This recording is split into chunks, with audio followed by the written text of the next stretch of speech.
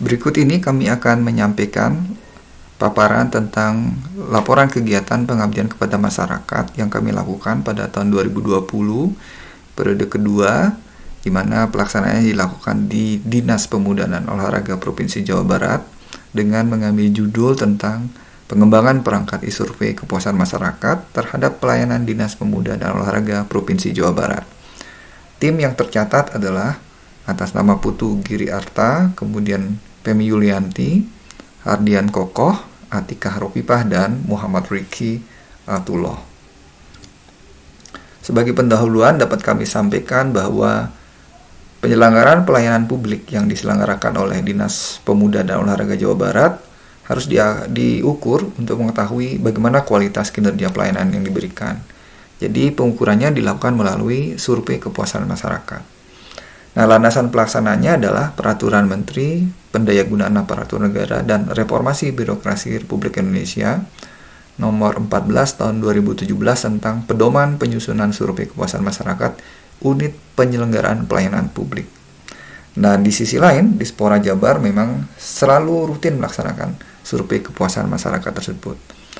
Nah, oleh karena itu, maka dibutuhkan suatu perangkat survei. Dalam hal ini, kami mencoba membuat suatu e-survei yang akan mempermudah bagi pengguna di dalam memberikan respon terhadap pertanyaan-pertanyaan tentang layanan kinerja pelayanan publik tersebut.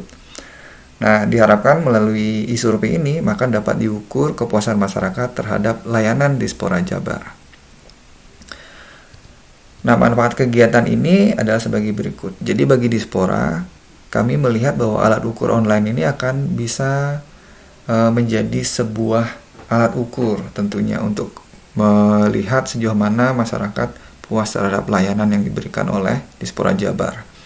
Dan bagi masyarakat pengguna sendiri tentunya adanya media di dalam menyampaikan tingkat kepuasan ataupun aspirasi dan usulan terkait layanan yang diperoleh di kawasan Sport Jabar Arca Mani. Nah, ini adalah tinjauan hasil kegiatannya di mana menggunakan form. Jadi ini adalah tampilan awal kuesioner dan kemudian ini adalah bagian profil responden dan bagian pendapat responden. Jadi di sebelah kiri ini adalah profil responden yang terdiri dari nama, kemudian usia, jenis kelamin maupun pendidikan terakhir. Sedangkan pada bagian pendapat responden terhadap pelayanan ini terdapat beberapa pertanyaan. Nah, pertanyaan ini nanti akan ditunjukkan pada slide selanjutnya. Dan jika semuanya sudah terisi, maka tampilannya adalah seperti ini. Jadi akan ada dashboard yang bisa menunjukkan bagaimana indeks kepuasan masyarakat. Jadi misalkan per unsur, karena di dalam pelayanan yang diberikan dilihat per unsur, misalkan apakah biaya yang dikeluarkan memberikan kepuasan yang tinggi kepada pengguna atau tidak, sampai dia berkaitan dengan bagaimana mekanisme atau prosedur di dalam memperoleh layanan. Dan ini adalah indeks kepuasan masyarakat secara agregat. Nah, selanjutnya kami akan baik ini adalah tampilan dari kuesioner yang kami rancang.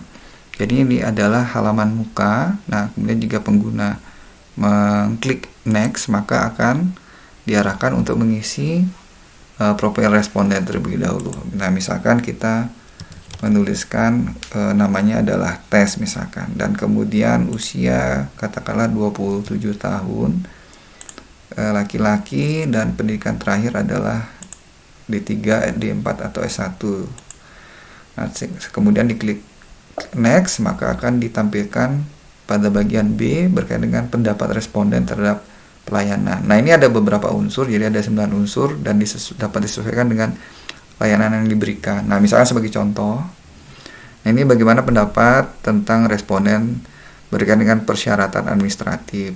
Jadi misalkan untuk memperoleh layanan apakah perlu menunjukkan KTP atau SIM atau ID yang lainnya. Nah, misalkan sangat mudah. Nah, kemudian pertanyaan berikutnya, bagaimana pendapat dari responden tentang persyaratan teknis di dalam menggunakan fasilitas kawasan? Misalkan apakah harus menggunakan baju olahraga atau menggunakan sepatu olahraga. Nah, ini misalkan sangat mudah. Nah, kemudian bagaimana pendapat dari responden tentang persyaratan pelayanan diberikan. Nah, misalkan ini juga sangat sesuai kesesuaian antara persyaratan pelayanan dengan layanan yang diperoleh. Jadi memang sesuai dengan ekspektasi misalkan. Nah, kemudian bagaimana prosedurnya menggunakan layanan. Nah, misalkan sangat mudah. Jadi ini nanti akan dijawab, kita klik sembarang ya.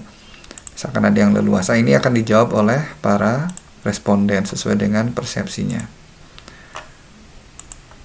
Nah, kemudian tentu saja ini akan misalkan kalau sudah selesai dijawab semua akan diklik next.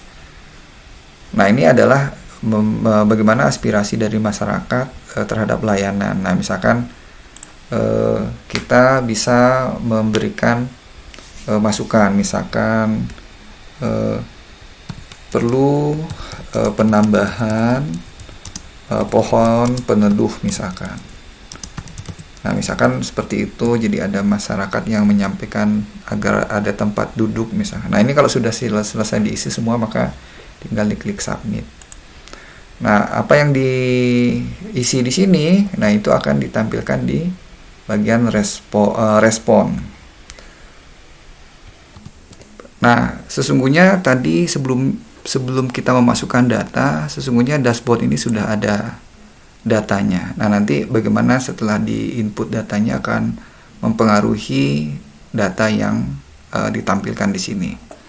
Nah, yang data tadi maka akan yang kita masukkan pada kuesioner akan ditampilkan di bagian respon ini yang kita sudah siapkan. Jadi yang tadi akan masuk seperti ini. Jadi datanya akan dimasukkan, kemudian akan dikonversi. Nah, data yang masuk tersebut akan dikonversi dan dilakukan perhitungan untuk nilai-nilai unsur pelayanan. Jadi ada 9 unsur dan ini akan dihitung sesuai dengan data yang masuk. Nah, tentu saja inilah kemudian akan ditampilkan di dalam dashboard. Nah, karena ini datanya baru dimasukkan dan ini perlu di-refresh terlebih dahulu. Nah, maka nilainya yang tampil setelah adanya masukan dari responden yang baru adalah 90,31 yang menunjukkan ini indeks kepuasan masyarakat yang memang pada tingkat sangat baik ya. Nah, demikian yang dapat disampaikan dan ini masih perlu beberapa perbaikan sehingga tidak hanya dapat mengukur pelayanan bagi masyarakat pengguna fasilitas, tapi juga berkaitan dengan administrasi yang diterima oleh berbagai unsur yang berkepentingan dalam menggunakan layanan di Dinas Pemuda dan Olahraga. Baik, demikian yang dapat kami sampaikan untuk hasil dari pelaksanaan pengabdian kepada masyarakat yang telah kami lakukan.